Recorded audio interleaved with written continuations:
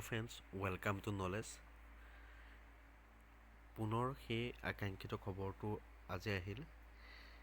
Higher secondary TET যি higher secondary TET অনুষ্ঠিত হ'বলগীয়া আছিলে, সেই হায়াৰ ছেকেণ্ডেৰী টেষ্ট 10 জানুৱাৰী 2021 চনত অনুষ্ঠিত হ'ব।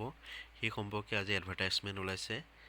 Online application are invited from intending applicants for appearing in the teacher eligibility test for post of graduate teacher under secondary education, অৰ্থাৎ secondary এডুকেশ্যনৰ অধীনত হায়াৰ ছেকেণ্ডেৰী পোষ্টৰ বাবে যি টেট অনুষ্ঠিত হ'ব, সেয়া the date of examination is 10 January 2020, অৰ্থাৎ 2021 চনৰ 10 জানুৱাৰীত অনুষ্ঠিত হ'ব।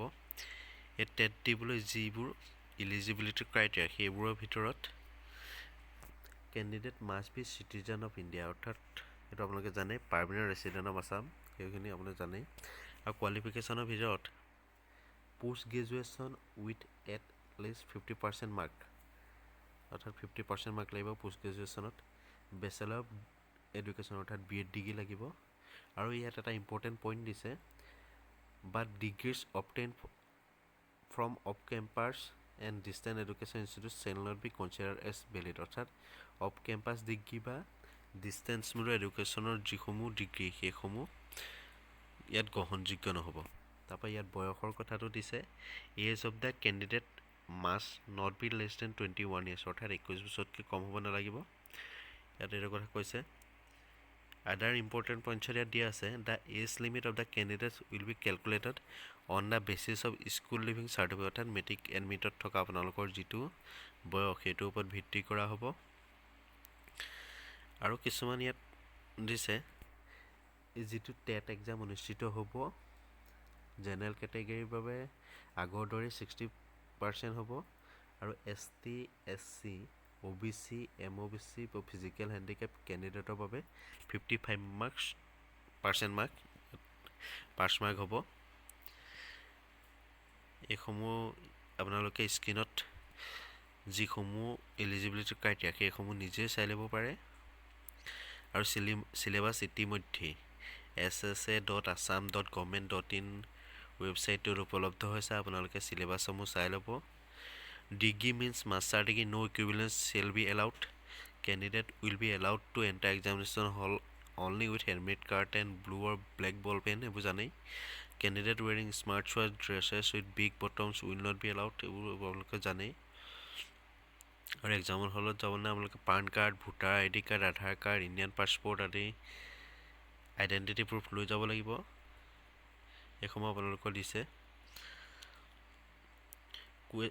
Candidate has to choose the option for paper to social category etc.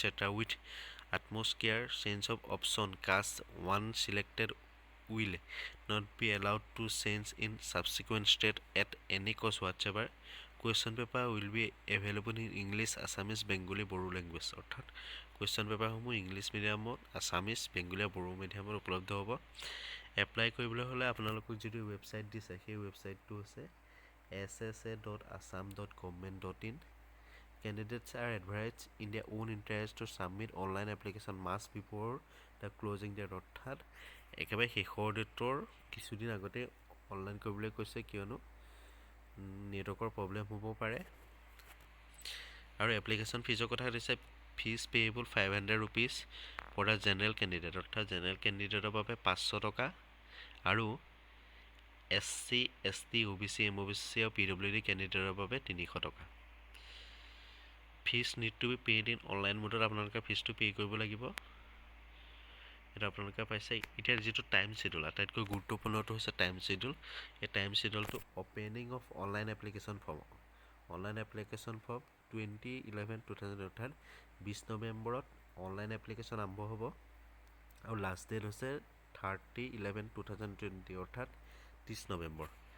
Last date of fee payment, অৰ্থাৎ আপোনালোকে 30 তাৰিখলৈকে অনলাইন কৰিব পাৰিব, আৰু ফিজ পে'মেণ্টটো 3/12/2020, অৰ্থাৎ ডিচেম্বৰৰ 3 তাৰিখলৈকে। আৰু এক্সাম ডেটটো আটাইতকৈ ব্ৰেকিং ভাল খবৰ, জানুৱাৰী 2021 10 তাৰিখে, অৰ্থাৎ 10 জানুৱাৰীত এই এক্সামসমূহ অনুষ্ঠিত হ'ব। এতিয়া zone for holding appropriate trade examination সেইবোৰ দিছে। বৰপেটা 1 দিছে, বঙাইগাঁও 2, দৰং 3, 4 নম্বৰ জোনত ধুবুৰী, ডিফু 5, ডিব্ৰুগড় 6, গুৱাহাটী 7, হাফলং 8, যোৰহাট 9, লখিমপুৰ 10, কোকৰাঝাৰ 11, নগাঁও 12, শিলচৰ 13, তেজপুৰ 14 আৰু ধেমাজি 15। আপোনালোকে যিসমূহ চিলেবাছসমূহ পাইছেই। Paper 1 common for all candidate paper pedagogy, general English, basic numerical, Assam and its পিপুলত আহিব 100 মাৰ্ক আৰু তাৰ বাবে সময় থাকিব 2 ঘণ্টা। পেপাৰটোত অপশ্যন এ কমাৰ্চৰ ৰিলেটেড 100 মাৰ্কছ থাকিব, option B science related, option C general studies and current affairs সেইসমূহ থাকিব। জেনেৰেল কেণ্ডিডেটৰ বাবে এই টেটৰ পাছ মাৰ্ক হ'ব 60% মাৰ্ক আৰু SC, ST, OBC, MOBC, physical handicap কেণ্ডিডেটৰ বাবে 5% ৰিলেক্সেশ্যন থাকিব, অৰ্থাৎ পাছ মাৰ্ক হ'ব পাৰ্চেণ্টেজ হ'ব 55%। The candidate whose degree of physical disability is more than 40% is only eligible to apply। অৰ্থাৎ আপোনালোকৰ ফিজিকেলি হেণ্ডিকেপ হ'লে ফিজিকেলি হেণ্ডিকেপৰ পাৰ্চেণ্টেজটো 40তকৈ বেছি হ'ব লাগিব। তাৰপৰা ইয়াত ভেলিডিটি কথাটো দিছে, all candidates who pass TET will be awarded a certificate. The validity of the certificate shall be for maximum period of 7 years। অৰ্থাৎ 7 yearsটো হ'ব। তাৰপৰা আপোনালোকৰ অফিচিয়েল ৱেবছাইটটো হৈছে ssa.assam.government.in। গতিকে আটাইতকৈ ভাল খবৰ এইটোৱেই, আপোনালোকৰ হায়াৰ ছেকেণ্ডেৰী টেট, এই টেট অনুষ্ঠিত হ'ব জানুৱাৰী মাহৰ 10 তাৰিখে। ডেটটো মনত ৰাখিব, 10 জানুৱাৰী 2021।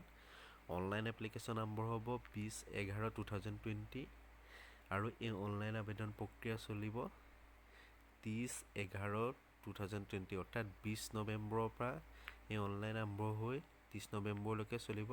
কিন্তু আপোনালোকে পে'মেণ্টটো 3/12/2020 অৰ্থাৎ 3 ডিচেম্বৰলৈকে আপোনালোকে জেনেৰেলৰ হ'লে 500 টকা আৰু বাকী ST, SC, OBC, MOBC বা PWD কেণ্ডিডেট হ'লে 300 টকাৰ যিটো ফিজ, সেই ফিজটো পে' কৰিব লাগিব। গতিকে এই ভিডিঅ'টো ভাল পালে লাইক কৰিব, শ্বেয়াৰ কৰিব আৰু লগৰবোৰৰ মাজত শ্বেয়াৰ কৰিব। ধন্যবাদ। জয় অসম।